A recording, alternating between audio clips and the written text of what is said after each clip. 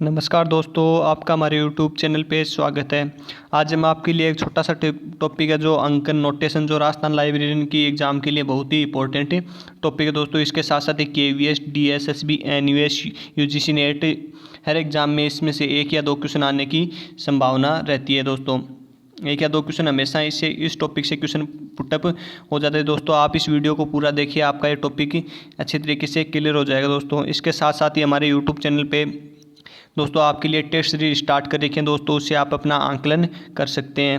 Okay दोस्तों, हम बिना टाइम वेस्ट किए अपना टॉपिक स्टार्ट करते हैं। तो आज हम पढ़ेंगे अंकन यानी कि नोटेशन। अंकन का शाब्दिक अर्थ क्या होता है? तो अंकन का शाब्दिक अर्थ क्या होता है? प्रतीक या चिन्ह।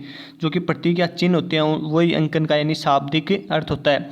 फिर हम बात करते हैं कि अंकन क्या काम में आता है। तो अंकन का प्रयोग वर्गीकरण जो पद्धतियाँ होती हैं उनमें वर्गों या उपवर्गों का आधार बनाने हेतु अंकन का प्रयोग किया जाता है। जो वर्गीकरण में जो अंकन का प्रयोग वर्गीकरण पद्धतियों में वर्गों उपवर्गों में आधार बनाने हेतु किया जाता है। जो भी वर्गीकरण पद्धतियाँ हो जाती है, CC, DDC हो या LC हो, UDC हो, SC हो, RIC हो, BC हो, इस प्रकार की जो वर्गीकरण पद्धतियाँ होती हैं उनमें उनका आधार बनाने हेतु किसका प्रयोग किया जाता है दोस्तों? अंकन का प्रयोग किया जाता है। इसके साथ साथ ही अंकन की बहुत इंपॉर्टेंट परिभाषाएं हैं जो यानी कि एग्जाम में पूछी जाती हैं। इसी रिचर्डसन की परिभाषा है, इसके साथ साथ डॉक्टर S.R. रंगनाथन की, इसके साथ साथ ही मार्गरेट मान की। तो इसी रिचर्डसन एक परिभाषा देता है कि अंकन एक संक्षिप्त पद है।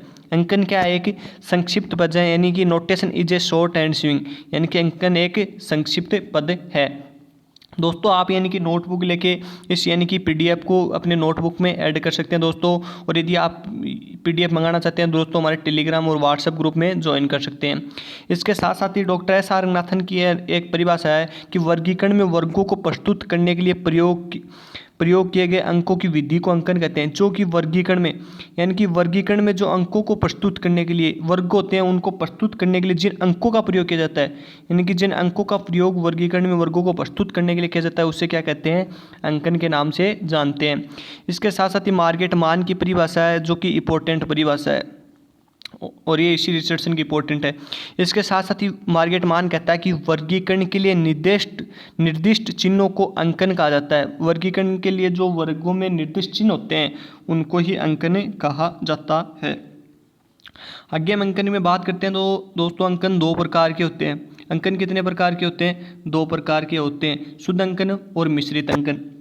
दोस्तों ज़्यादातर क्वेश्चन इससे आता है कि शुद्ध अंकन और मिश्रित अंकन। इसके बाद में आगे बात करते हैं अंकन में।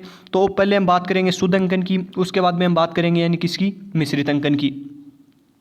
शुद्ध अंकन वैसे अंकन होते हैं, अंकन को कहा जाता है दोस्तों जिसमें एक ही तरह के यानी कि एक ही तरह के चिन्ह को अंकन प्रणाली का आधार बनाने हेतु, यानी कि जैसे एक ही प्रकार के चिन्ह, जैसे हम जान सकते हैं कि दोस्तों जीरो से ये दे रखा 0 1 2 3 4 5 6 7 8 9, यानी कि जैसे एक ही प्रकार के चिन्ह होते हैं जैसे स्टार, अल्फा, बीटा, गामा, इनका प्रयोग नहीं किया जाता, यानी कि एक ही प्रकार के चिन्ह, यानी कि जैसे A से यानी कि Z तक तो हम ABCD का प्रयोग करते हैं। तो यानी कि एक ही प्रकार के चिन्हों का प्रयोग करना कौन सा अंकन कहलाता है वर्गीकरण प्रणालियों में? शुद्ध अंकन।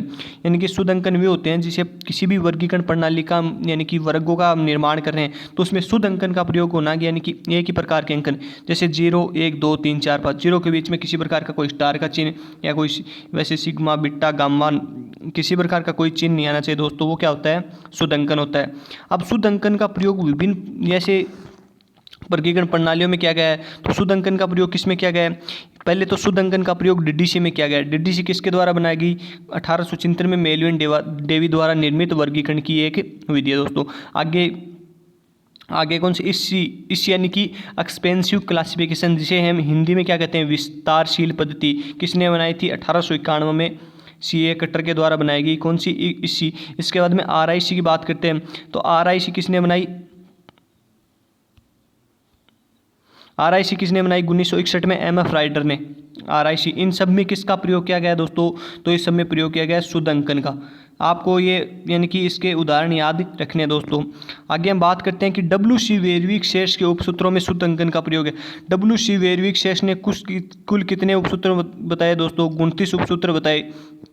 उसमें भी किन का प्रयोग किया गया है, डब्ल्यू सी वेरविक के जो उपसूत्र थे वर्गीकरण के, उनमें भी शुद्ध अंकन का प्रयोग किया गया है। आगे हम बात करें दोस्तों तो मिश्रित अंकन, यानी कि दो प्रकार के अंकन होते हैं। शुद्ध अंकन की हम बात कर चुके हैं, आगे बात करते हैं मिश्रित अंकन की।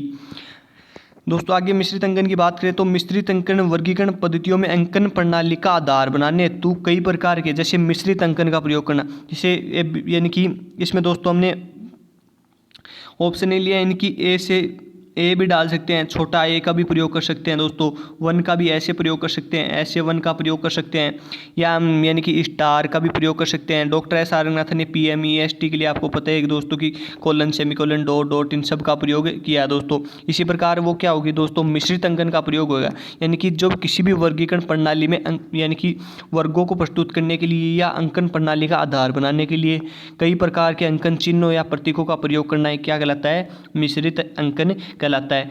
जो मिश्रित अंकन किस किस पद्धतियों में प्रयोग किया गया, तो मिश्रित अंकन का प्रयोग किया गया है कि शिष्य में, शिष्य किसके द्वारा बनाएगी, शिष्य बनाएगी डॉक्टर एस आर रंगनाथन के द्वारा, यानी कि कॉलन क्लासिफिकेशन 1933 में डॉक्टर एस आर रंगनाथन द्वारा।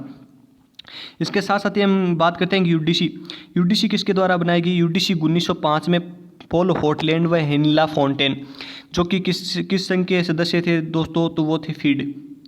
किसके संघ के सदस्य थे, दो फीड, यानी कि फीड का बना 1895 में। उसके बाद 10 साल बाद में क्या बना दोस्तों, यूडीसी। फीड का ये एक बड़ी देन मानी जाती है, जो कि मिश्रित अंकन पे आधारित है। इसके बाद में हम बात करें कि SC सब्जेक्ट क्लासिफिकेशन, जेडी, यानी कि जेडी ब्राउन द्वारा एक वर्गीकरण की पद्धति SC जो 1906 में बनाई गई, उसमें भी किसका प्रयोग किया गया, मिश्रित अंकन का प्रयोग किया गया। इसके साथ साथ हम बात करें तो BC, क्या दोस्तों, BC यानी कि बिब्लियोग्राफी क्लासिफिकेशन, बिब्लियोग्राफी क्लासिफिकेशन किसके द्वारा बनाएगी दोस्तों, तो SC बिल्स के द्वारा बनाएगी 1935 में, जिसमें किसका प्रयोग किया गया, मिश्रित अंकन का प्रयोग किया गया। उसके बाद में LCC यानी कि लाइब्रेरी ऑफ कांग्रेस क्लासिफिकेशन किसके द्वारा बनाएगी, LC लाइब्रेरी ऑफ कांग्रेस के द्वारा बनाएगी। कब बनाएगी, तो 1904 में, 1904 में बनाएगी, और जिसमें भी किसका प्रयोग किया गया है, मिश्रित अंकन का प्रयोग किया गया दोस्तों।